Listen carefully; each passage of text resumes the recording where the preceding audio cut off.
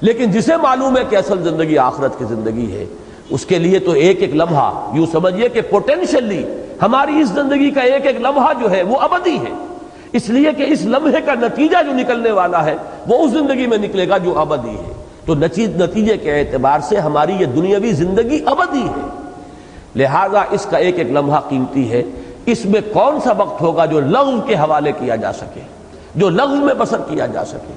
یہ اعراض عن اللغو، جس کو حضور نے فرمایا ہے کہ من حسن الاسلام المرء ترکہ ما لا یعنی، ایک انسان کے اسلام کی خوبی یہ بھی ہے کہ ہر اس چیز کو چھوڑ دے جو لا یعنی ہے، جس کا کوئی فائدہ نہیں۔ ہمارا جو وقت بھی یہاں ہے یا تو ہماری ضروریات میں صرف ہونا چاہیے، مثلاً استراحت، نیند، آرام، یہ ہماری اس زندگی کی ایک ضرورت ہے، انسان اس کو اس میں لگا رہا ہے، یہ اپنے نفس کا، اپنے جسم کا حق ہے جو دے رہا ہے۔ پھر اپنے جسم کے تقاضے ہیں، پیٹ کھانے کو مانگتا ہے، اولاد کی پرورش ہے، معاش کی جد و جہد میں جو وقت لگ رہا ہے وہ بھی یقیناً ایک ضرورت کا وقت ہے، اس کے اندر صرف ہو رہا ہے۔ اس کے علاوہ جو وقت بچتا ہے اب اس کو صرف ہونا چاہیے، جیسے کہ حدیث میں آتا ہے کہ ایک مرتبہ انسان کہتا ہے سبحان اللہ، تو جنت میں اس کے لیے گویا کہ ایک بیج بن کر ایک درخت کی شکل اختیار کرے گا اور پروان چڑھائے گا اللہ تعالیٰ ان درختوں کو، اور جب یہ لوگ جنتی داخل ہوں گے جنت میں تو حیران ہو جائیں گے ہمارے اعمال اتنے تو نہیں تھے، تو اللہ فرمائے گا میں تمہارے اعمال کی پرورش کرتا رہا ہوں، پروان چڑھاتا رہا ہوں،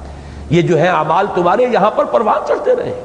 ایک ایک مرتبہ کا کہنا سبحان اللہ اور الحمدللہ اور اللہ اکبر، یہ در حقیقت جنت میں اپنے لیے ایک درخت لگوانے کے مترادف ہے۔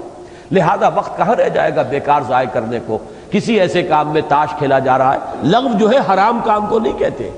جن لوگوں کے یہ اوصاف بیان ہو رہے ہیں وہ کسی حرام کام میں، کسی معصیت میں ان کا جو ہے ملوث ہونا، اس کو تو گویا کہ ایک خارج از بحث شے ہے۔ اصل شے کیا؟ لغو شے، حرام تو نہیں ہے لیکن یہ کہ بیکار ہے، نہ اس سے دنیا کی کوئی ضرورت پوری ہو رہی ہے نہ آخرت کا کوئی نفع حاصل ہو رہا ہے۔ کام وقت جو ہے